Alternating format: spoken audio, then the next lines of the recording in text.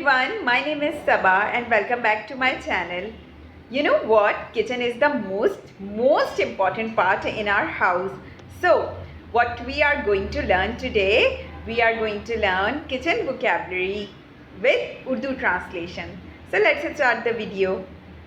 Preheat the griddle. तवा गरम करो. Turn up the heat. आंच तेज करो. Sift the flour. आटा छान लो. Make a smeared bread. पतली रोटी बना दो. I am baking the chapattis. मैं रोटियां सेक रही हूँ. Boil the milk. दूध उबाल दो.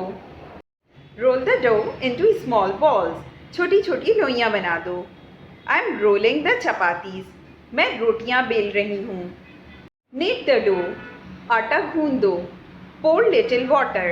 थोड़ा सा पानी डाल दो. Turn the flatbread upside down. रोटी पलटा दो. Strain the tea. चाय छान लो.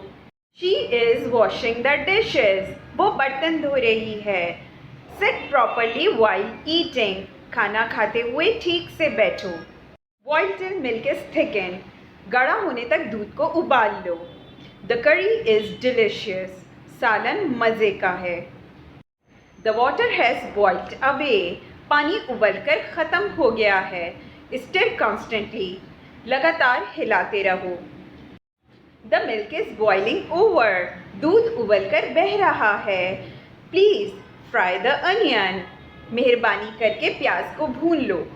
Stir occasionally. वक्फे वक्फे से पकाते रहो. Help me set the table.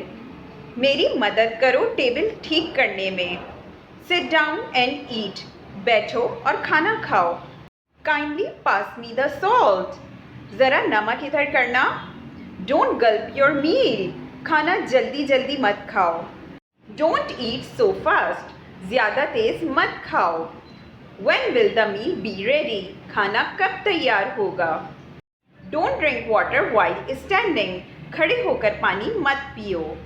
Dry all the washed dishes. धुले हुए बर्तनों को खुश्क कर दो. Thank you for watching my videos. I hope this video is very helpful to you. Now, what you need to do, you have to use all these sentences in your kitchen. I'll see you soon. Till then, you just take care of yourself. Bye-bye.